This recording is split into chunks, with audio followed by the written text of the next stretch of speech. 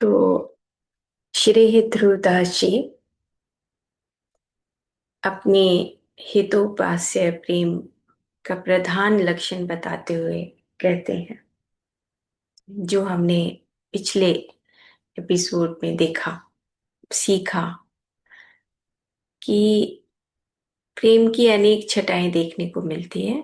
जो रुचिकर होती है वह प्रेम को का स्वरूप वैसा ही मान लेता है। मतलब हम जितना प्रेम को समझते हैं, हम उसी प्रकार से प्रेम करने लगते हैं। प्रेम का स्वरूप वैसा ही मान लेते हैं, है ना। हम तो उसी प्रेम को अद्भुत और सरस मानते हैं जिसके उदय के साथ चित्त की चंचलता नष्ट हो जाए। अब विशुद्ध प्रेम और एक हम अपने सांसारिक जो प्रेम करते हैं, तो उसमें हमारे साथ क्या घटित होता है कि हमारे जो इमोशंस हैं, फीलिंग्स हैं, हम कभी नाराज हो जाते हैं, कभी मन जाते हैं, है ना। कभी खुश होते हैं, कभी दुखी हो जाते हैं। लेकिन यहाँ पर वो ये कह रहे हैं कि जहाँ पर मैं तो उसी प्रेम को अद्भुत और सरस मानता हूँ जिसके उदय के साथ चित्त की चंचलता नष्ट हो जाती है और एकमात्र प्रेम पात्र पर ही केंद्रित हो जाता है। तो हमने ये देखा कि प्रेम की छटा बहुत विधि आई, समुझ लई जिन जैसी चाही। अद्भुत सरस प्रेम निज सोई, चित्त चलन की जेही गति खोई। तो प्रेम की छटा तो बहुत होती हैं, अनेकों तरंगों की भांति प्रेम ऊपर नीचे समुद्र की लहरों की तरह होता रहता है। लेकिन और ये जो प्रेम की छटा होती है अखंड होती है, मतलब अलग नहीं हो सकती। ये हमेशा एकत्व भाव में ही रहती है। फिर हमने पढ़ा कि जो प्रेम पंथ है, यानी कि जो भक्ति मार्ग है, भक्ति योग है, भक्ति है, जो हमने पिछले एपिसोड में देखा कि भक्ति मार्ग कैसे होता है, भक्ति योग क्या होता है ना। तो ये जो प्रेम पंथ है, इसकी उपासना सबसे कठिन होती है। मतलब मन में एक राई के दाने के बराबर भी अगर हम इधर उधर भटक गए तो प्रीति भंग हो जाती है और उपासना में अंतर पड़ जाता है। तो सबसे कठिन उपासना प्रेम पंथ रस रीति, राई समझो चले मन छुटी जाई ध्रुव प्रीति। यानी कि अगर रत्ती भर भी, राई के दाने के भर भी हमारे मन में अगर कुछ भी भाव आए किसी भी क्षण, तो हमारे उस विशुद्ध प्रेम में फर्क पड़ जाता है, हमारी प्रीति भंग हो जाती है। तो प्रेम पंथ का जो रास्ता है वो बहुत कठिन है।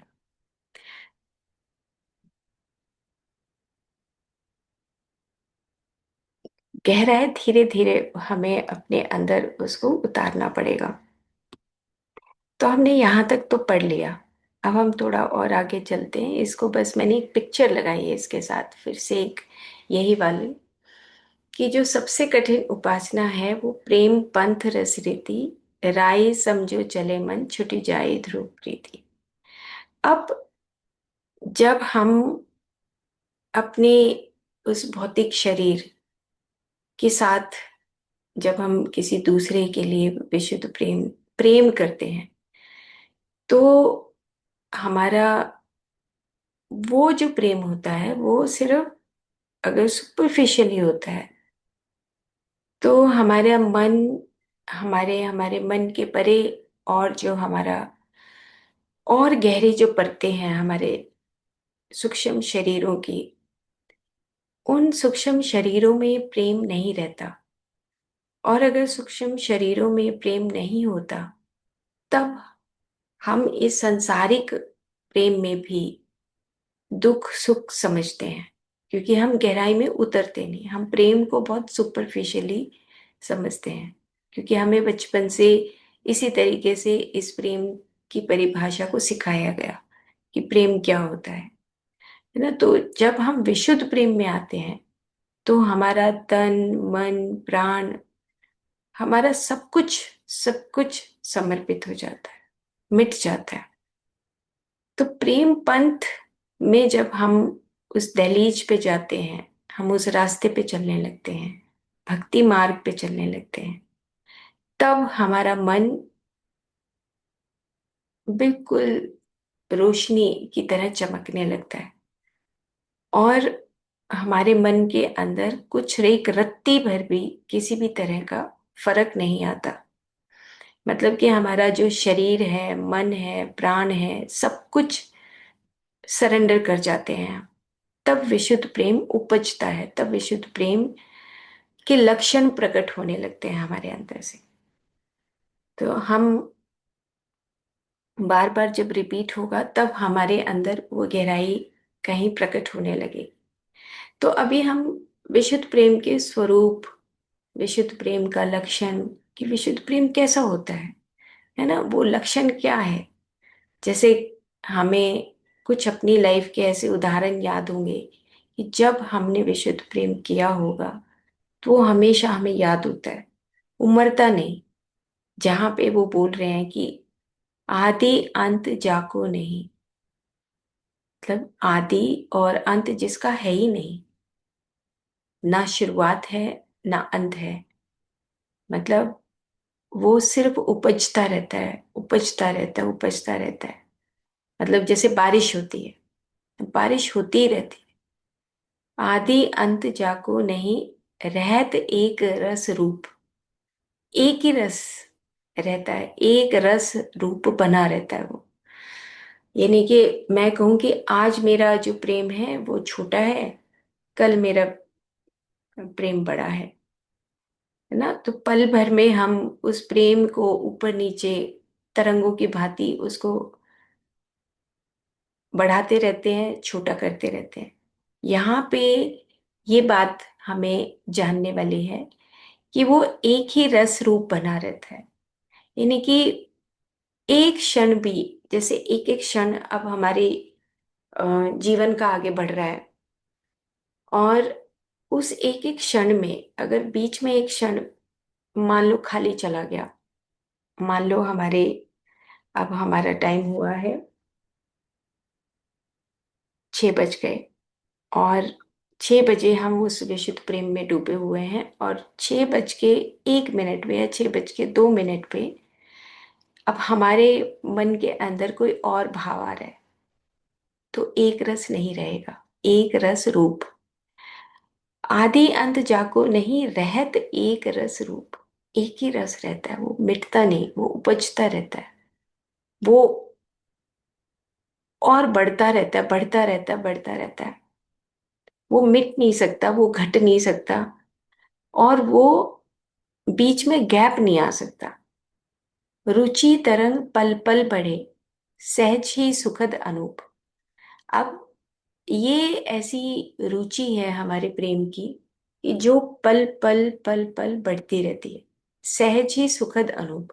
और सहज में ही हमें सुख मिलता रहता है। भले ही हम, मान लो एग्जाम्पल है, अब घर में जब हम अपने सामने वालों की, जो हमारे परिवार के सदस्य हैं, हम उनके अंदर उस आत्म स्वरूप को जब देखते हैं, और हमारी भक्ति मार्ग में हम अपने भगवान से प्रेम करते हैं,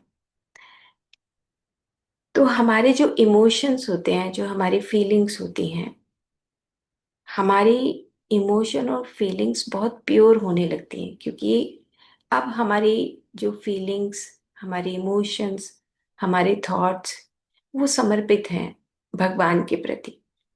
ये भक्ति योग की बात हो रही है, भक्ति मार्ग अलग है, वो आगे बताएंगे कि किस प्रकार से होता है। तो मतलब ये है कि जब हम ये समझने लगें कि हमारे जो इमोशंस रहते हैं, जैसे मान लो हम नाराज हो गए किसी किसी के साथ, हमारे घर में झगड़ा हो गया, तू तड़ाक हो गई, तो अगर हम ये पढ़ रहे हैं विशुद्ध प्रेम, तो हमें हमारे उस वक्त जब नाराजगी हुई, जब झगड़ा हुआ, तो जब उस वक्त जो हमारे इमोशंस प्रकट होते हैं, तो उसमें अगर हम अपने उन इमोशंस को एक मोड़ दे देते हैं भगवान की तरफ, तो जब मोड़ देते हैं तो वो इमोशंस हमारे उस विशुद्ध प्रेम को प्रकट करने लगते हैं।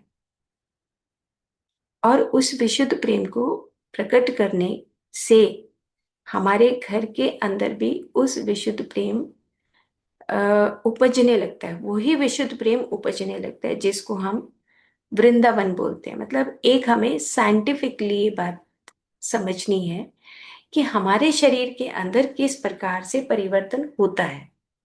और जब हमारे शरीर और भीतर के सूक्ष्म शरीरों में जब परिवर्तन होता है, तब ये बोल रहे हैं कि रुचि तरंग पल पल बढ़े सहज ही सुखद अनूप।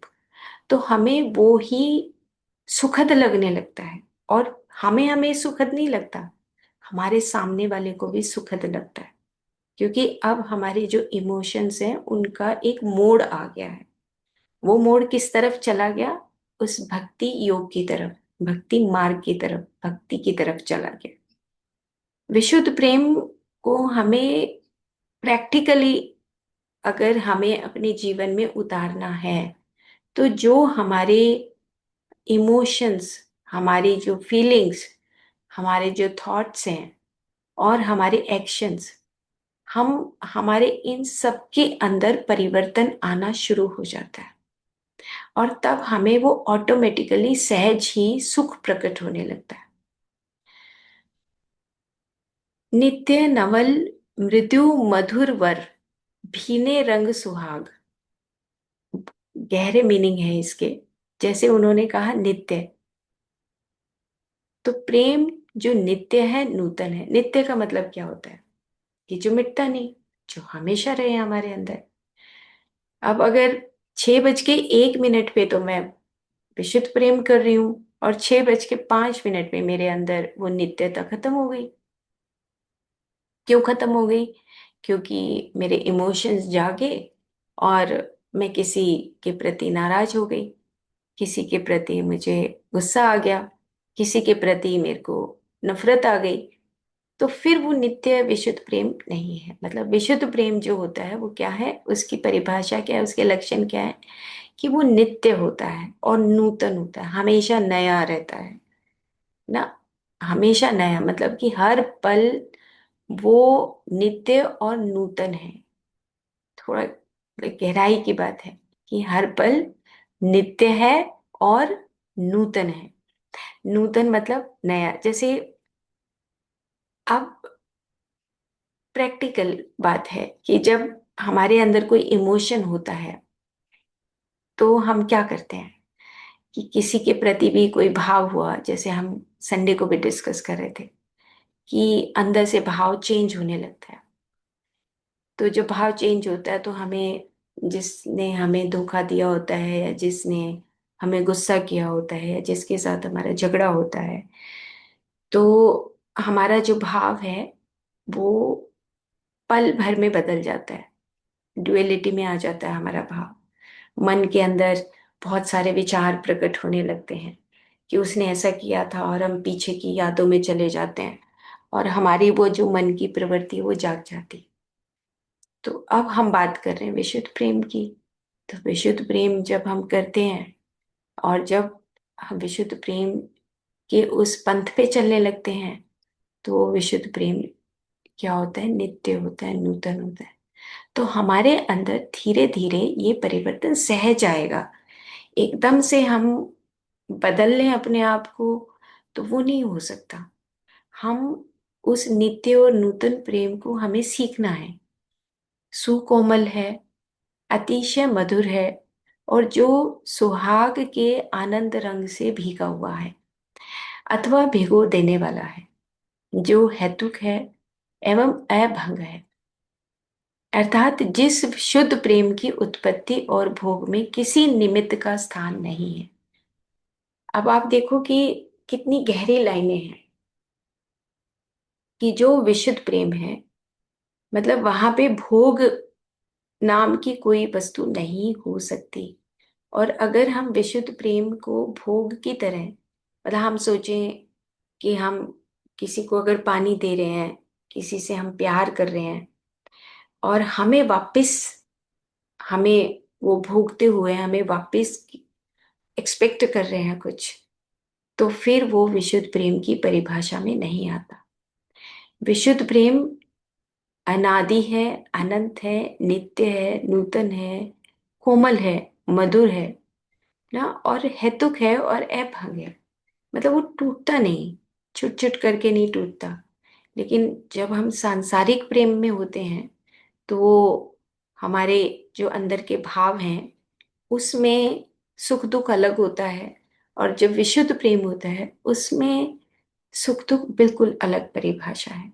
इधर सुख दुख, सांसारिक सुख दुख हमारे मन को विचलित करता है, हमारे मस्तिष्क में बहुत सारे रोग उत्पन्न करता है।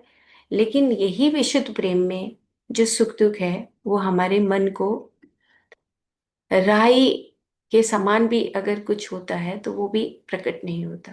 मतलब मन हमेशा शुद्ध रहता है, और हमारा मस्तिष्क हमेशा उस गामा वेव्स और उस लैम्डा वेव्स में रहता है। हम फिर ऑटोमेटिकली हम उस नीचे के वेव्स में नहीं आते, जैसे beta waves, sympathetic system, parasympathetic system, गुस्सा आ गया, बीपी बढ़ गया। ये कुछ भी नहीं होता अगर हम अपने उन इमोशंस को और फीलिंग्स को मोड़ते हैं उस भक्ति मार्ग की तरफ। हम उस प्रेम पंथ की तरफ जब मोड़ लेते हैं तो ऑटोमेटिकली हम शुद्ध हो जाते हैं, और ना भक्त रहता है ना, और ना भगवान रहता है, सिर्फ फिर भक्ति रह जाती है। भक्ति या विशुद्ध प्रेम ही एग्जिस्ट करता है। तो फिर से इस लाइन को पढ़ते हैं कि जो प्रेम नित्य है और नूतन है। अब हमें ये याद होना चाहिए, हम हमारे से कोई पूछे कि तुम तो रोज विशुद्ध प्रेम पढ़ते हो तो उसके लक्षण क्या होते हैं, तो लक्षण हमने पहले भी सीखे कि जो उज्जवल होता है, निर्मल होता है, सहज होता है ना, ये हमने पहले सीखे। स्नेह होता है, इसी तरीके से नित्य होता है, नूतन होता है। अब विशुद्ध प्रेम नित्य है तो इसका मतलब भाई अगर हमारे अंदर वो प्रकट हो रहा है तो वो नित्य है, नूतन है, हमेशा नया बना रहता है। किस प्रकार से मैं अपने सामने वाले को रिझाऊं, किस प्रकार से मैं अलग अलग तरीकों से उसको सुख दूं, किस प्रकार से मैं उसको सुख दूं। तो नूतन की बात आई है कि अनेक अनेक तरंगों के तरह हम विशुद्ध प्रेम को प्रकट कर सकते हैं। इनफाइनाइट जो हम पॉसिबिलिटीज हैं, इनफाइनाइट जो पोटेंशियलिटीज हमारे इस ब्रह्मांड में छुपी हुई हैं, हम अनेकों अनेकों तरीकों से हम विशुद्ध प्रेम को प्रकट कर सकते हैं। और आप देखते भी हैं कि जो सृष्टि है हमारी, आप सृष्टि का जो एक हम कहें कि चलायमान जो चक्र है सृष्टि का, उसको एक साइंटिस्ट कभी नहीं पकड़ पाएंगे, क्योंकि वो अलग अलग तरीकों से प्रेम को प्रकट करती है। जो हमारी प्रकृति है, सृष्टि है, जो रचना करती है ना, बहुत कम साइंटिफिक वे से हम चीजों को आ, कुछ ही हम रजिस्टर कर सकते हैं। लेकिन पूरे ब्रह्मांड को या पूरी सृष्टि को अगर हम चाहें कि हम उसको लेखनी लिख दें तो वो लिखी नहीं जा सकती, क्योंकि विशुद्ध प्रेम के अनेकों अनेकों तरीके से सृष्टि प्रकट करती है, अलग अलग रंग देती है, अलग अलग।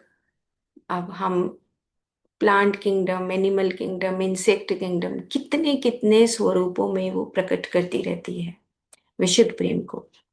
तो अब नित्य और नूतन जो शब्द है वो बार बार अब श्री ध्रुवदास जी की 42 लीला में आता है कि विशुद्ध प्रेम नित्य है और नूतन है। जब अनेक सखियों की बात हम आगे धीरे धीरे पढ़ेंगे तो वो किस प्रकार से राधा जी को रिझाती हैं ना, भगवान श्री कृष्ण राधा जी को किस प्रकार से रिझाते हैं, किस प्रकार से वो प्रेम करते हैं। तो नित्य और नूतन की बात आती है कि वो नित्य है। नूतन है, सुकोमल है, अतिशय मधुर है, और जो सुहाग के आनंद रंग से भीगा हुआ है। मतलब हमेशा वो आनंदित रहे। अब आनंदमय कोश जब हम पढ़ते हैं कि हमारा जो क्वांटम सेल्फ है, जो हमने देखा, हमारा जो एक हमारा है लॉजिकल माइंड है, जो मन है, एक हमारा क्वांटम सेल्फ है, एक मतलब जो आत्मा है, वो हमारी आत्मा हमारे आनंद से भरी हुई होती है। तो हमारा जो स्वभाव है, हमारी बातें हैं, हमारा आचरण है ना, हम जो भी दिन भर में काम करते हैं, हमारे हाथों में, उंगलियों में, हमारी वाणी में, वो आनंद भरा हुआ होता है। एक पल, एक क्षण मात्र भी फिर हम अपनी उस मन की गति को खो देते हैं, जो हमारी सांसारिक गति होती है। हम हमारी वो मन की गति खत्म हो जाती है, जहां पर विशुद्ध प्रेम उपजने लगता है। सहज उसकी अपने आप ही ऑटोमेटिकली प्रवृत्ति आने लगती है, सहजता आने लगती है। अब वो कह रहे हैं कि सत्य प्रेम वह है जो एक बार प्रेमी के हृदय में उदित होकर घटता नहीं, टूटता नहीं। ना तो घटता है, ना टूटता है। अब हमने सांसारिक प्रेम सीखा है, तो सांसारिक प्रेम तो घटता भी है और टूटता भी है। लेकिन यहां पर वो कह रहे हैं कि प्रेम जो है, ना तो वो घटता है और ना ही टूटता है। इसको हम कैसे समझें? इसको समझने का तरीका ये है कि देखो, अब हमारा फिजिकल जो बॉडी है, हमारी फिजिकल बॉडी के अंदर बहुत सारे सिस्टम्स काम करते हैं, है ना। उसमें हमारा डाइजेस्टिव सिस्टम है, रेस्पिरेटरी सिस्टम है, सर्कुलेटरी सिस्टम है ना, यूरिनरी सिस्टम है, एंडोक्राइन सिस्टम है। ये सारे सिस्टम्स के अंदर क्या वो प्रेम है? और उसके बाद फिर हमारा प्राणमय कोश, हमारे चक्रास ना, हमारे जो प्राणमय कोश में फीलिंग्स रहती हैं। इस बार हृदय की हार्ट कोहेरेंस में आपको बताएंगे कि हमारा जो प्राणमय शरीर होता है, उसमें हमारी भावनाएं रहती हैं, फीलिंग्स रहती हैं। और फिर मनोमय जो हमारा कोश है, मेंटल बॉडी है, उसमें हमारे विचार रहते हैं, हमारी प्रवृत्तियां रहती हैं, यादें रहती हैं। और फिर जो कारण में शरीर है, उसमें हमारे जो हमारी अंदर की गुण हैं वो छुपे हुए होते हैं, और हमारी बीमारियां भी छुपी हुई होती हैं। हर एक हमारे बॉडी के रोम रोम में वो प्रेम का जब उदय होता है, तो फिर वो हृदय में उदित होकर वो ना घटता है, ना ही टूटता है। मतलब अब सत्य प्रेम वो होता है, ऐसा प्रेम ही वस्तुतः प्रेम है। अब इस प्रेम को सीखने के लिए हमें अपने अंदर से ऑटोमेटिकली, हम जब दूसरों को सुख देने लगेंगे, तो ऑटोमेटिकली हमारे अंदर वो परिवर्तन आएगा। तो एक बार हम ऊपर की लाइनें पढ़ते हैं फिर से। आदि अंत जाको नहीं, रहत एक रस रूप। एक ही रस रहता है, ना आदि है ना अंत है, ना मिटता है ना घटता है। रुचि तरंग पल पल बढ़े, सहज ही सुखद अनुभव। सुख आने लगता है जब हम दूसरे को प्रेम करते हैं, अपने आप बढ़ता रहता है, फिर वो घटता नहीं है। नित्य नवल मृदु मधुर वर, भीने रंग सुहाग। नित्य है, नवल है, मृदु है, मधुर है। ऐसे ऐसे ऐसे गुण प्रकट होते रहते हैं प्रेम के। जामे नाही निमित कछु, सो अभंग अनुराग। भंग नहीं हो सकता वो, मिट नहीं सकता, घट नहीं सकता, बढ़ता रहता है। प्रेम नेम ब्योरो कियो, जो आयो उर माही। याते न्यारे धुनि के, लंछन जाने जाही। जेहि तनबन गर्जत रहे, अद्भुत के हरि प्रेम। तामे पावे रहन क्यों, गज विहंग मृग नेम। अब वो छठे पद में क्या कह रहे हैं कि ध्रुवदास जी कहते हैं कि अब मैं प्रेम की यथामति परिभाषा करके अपने हृदय में उत्पन्न हुए विचारों के माध्यम से प्रेम और नेम का विवरण प्रस्तुत करना चाहता हूँ, जिसमें दोनों के पृथक पृथक लक्षणों का भेद समझा जाएगा कि प्रेम और नेम में क्या भेद है।